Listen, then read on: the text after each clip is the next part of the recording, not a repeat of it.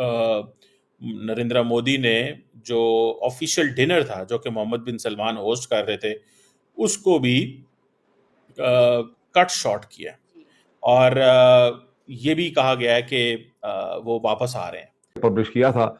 अब इस वक्त बीबीसी की साइट उसे 20 का फिगर कह रही है। न्यूयॉर्क टाइम्स कोई तकरीबन 30-40 मिनट पहले, मेरे बोलने से पहले, उसने तकरीबन इसमें 24 का फिगर कोट किया है कि 24 हलाकतें हुई हैं। आपको बताएं कि मकबूजा कश्मीर में फायरिंग से 28 सयाह हलाक, 20 जख्मी हो गए। सयाहों को पहलगाम की बायसिरन वादी में निशाना बनाया गया। और सुनने में ये भी आ रहा है कि वो आज रात ही वापस पहुंच रहे हैं। He is coming back tonight. जबकि गार्डियन अखबार ने आधा घंटा पहले 28 कहा है कि एटलीस्ट डेथ्स हुई हैं। इसका मतलब है कि ये डेथ्स जो हैं वो बढ़ सकती हैं। और जो स्टेट है जम्मू और कश्मीर, वहां के चीफ मिनिस्टर फारूक अब्दुल्ला ने कहा है कि हाल ही के यानी रिसेंट ईयर्स में होने वाला ये दहशतगर्दी का जम्मू कश्मीर में सबसे बड़ा इतनी अपनी नोयत का वाकया है।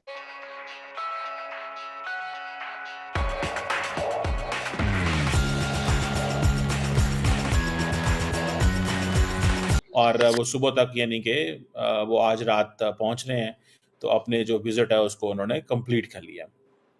और मीटिंग जारी बात है मोहम्मद बिन सलमान की और उनकी चल रही थी और वहाँ पे उन्होंने जारी बात है इस फैसले को किया है। देखिए ये बड़ा देखिए टेक्निकल चीज़ है, इसको थोड़ा समझना पड़ेगा। अब मोहम्मद बिन सलमान के को मुलाकात हो रही हो और नरेंद्र मोदी सारे विजिट को छोटा करके वापस आ जाएं, तो इट मीन्स कि दिस इज समथिंग सीरियस। पहली बात तो ये है। दूसरी बात ये है कि नरेंद्र मोदी ये समझते हैं कि ये चीज़ जो है this will be taken serious. Donald Trump का मुझे अभी पता चला है that Donald Trump is about to call Narendra Modi. और उन्होंने कहा है जी कि हम नरेंद्र मोदी को टेलीफोन करेंगे और इस सिलसिले में जो माइक वॉल्ट्स हैं उन्होंने भी मेरा ख्याल है कि डोनाल्ड ट्रंप को ब्रीफ किया है कि ये किस तरह का वाक़या है। और सुनने में ये भी आ रहा है कि ये लोग जो हैं जितने भी वेस्टर्न्स हैं that is something which is everybody is frankly speaking Pakistan को देख रहा है। ठीक है जी। और दूसरा ये है कि अगर ये पाकिस्तान को देख रहा है और पाकिस्तान जारी बात है तमाम जो रीजनेबल लोग हैं पाकिस्तान के अंदर वो इसको कंडेम करेंगे। नोबडी विल से कि दिस इज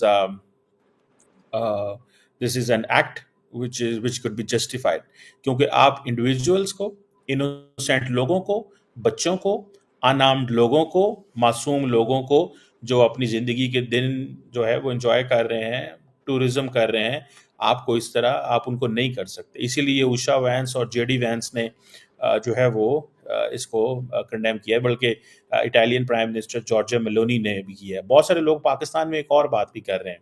पाकिस्तान में ये भी बात की जाती है कि जब पाकिस्तान में अटैक होता है तो कोई उस तरह दुनिया लार्जली कंडेम नहीं करती है, इग्नोर करती है या थोड़ा करती है।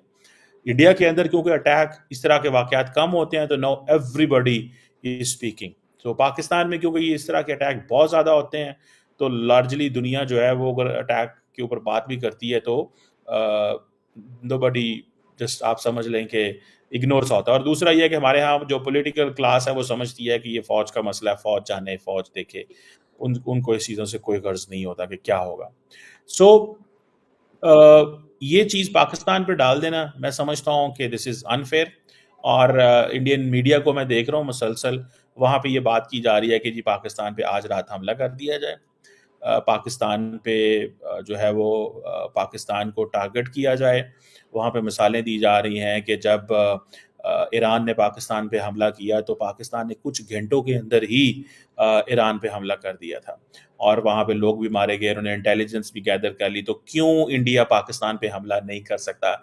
इंडिया को क्या मसला है? अब भारत के अंदर ये बातें हो रही हैं। मैं समझता हूँ अगर ये बातें होंगी तो ज़ाहिर बात है कि प्रेशर बिल्ड होता है, प्रेशर बिल्ड होता है गवर्नमेंट के ऊपर। और जिस तरह अमित शाह और क्या नाम है उनका आर्मी चीफ जो है वो सुनने में आया कि दिल्ली कश्मीर पहुंच गए हैं एंड वो इस चीज़ को सारी बातें देख रहे हैं। तो ये इंडियन गवर्नमेंट के ऊपर भी प्रेशर आएगा कि उनको वन वे और दी अदर इसका कोई ना कोई रिस्पॉन्स देना पड़ेगा। और सो मुझे ऐसे लगता है कि ये पाकिस्तान की तरफ से इस वक्त कंप्लीट साइलेंस। आपको पता है पाकिस्तानी वजीर आजम जो है he is in Turkey right now, और पाकिस्तान की लीडरशिप जारी बात है इसको देख रही है, बड़े केयरफुली देख रही है। और ख़ास तौर पे लोग अब जो बात कर रहे हैं कि जी हर कीमत पे पाकिस्तान पे हमला करें, तो पाकिस्तानी भी जारी बात है सोच के बैठे हुए हैं कि अगर पाकिस्तान पे हमला किया जाता है तो पाकिस्तान भी अपना जवाब देगा। अब वो किस तरह का जवाब होगा, क्या होगा, ये आप समझ लें कि एक नई जंग जो है वो शुरू हो गई है इंडिया और पाकिस्तान के बीच में।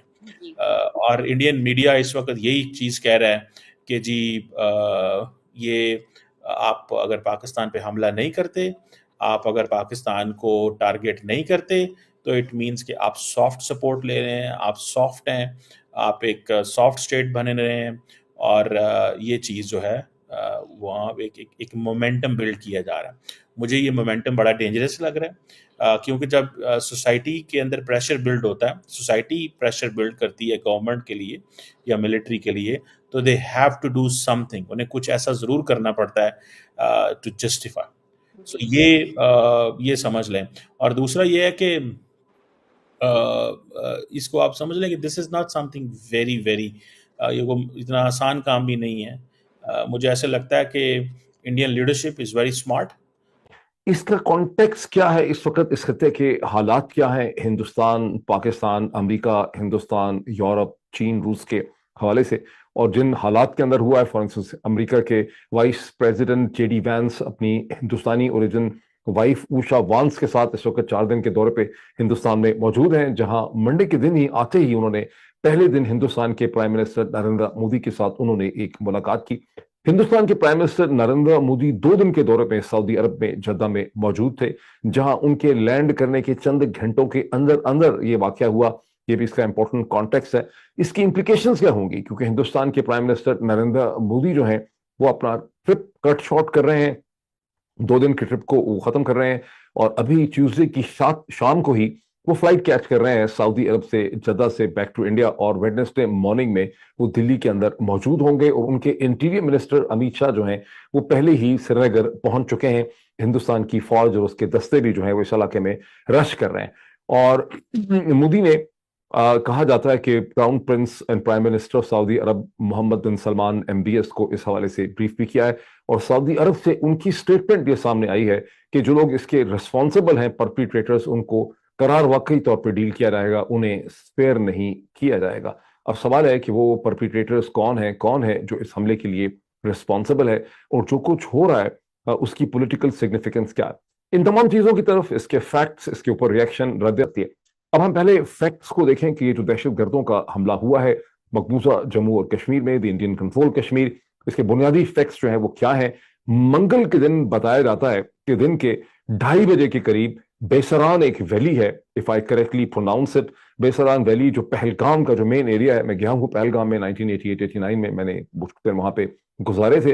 मकबूजा जम्मू और कश्मीर में 2 मुकामात हैं जो बहुत ज्यादा टूरिस्ट की अट्रैक्शन के हैं, जो पहाड़ियों के ऊपर हैं, बहुत दूर हैं, इजीली एक्सेसिबल नहीं है। एक पहलगाम है, दूसरा गुलमर्ग है। Gulmarg is the valley of flowers. Pahalgam का मतलब मुझे नहीं पता, लेकिन बहुत ही खूबसूरत जगह है, मैंने वहां पर भी गुजारा हुआ है वक्त कुछ थोड़ा सा। और ये पहलगाम के करीब बेसरान वैली में कहते हैं कि दरख्तों के अंदर से ये दहशतगर्द जो हैं ये अपीयर हुए, और इन्होंने टूरिस्ट के ऊपर फायर ऑटोमेटिक वेपन्स के जरिए खोल दिया। ये बेसरान का जो इलाका है पहलगाम में, इसमें जाने के लिए गाड़ियां नहीं आप इस्तेमाल कर सकते,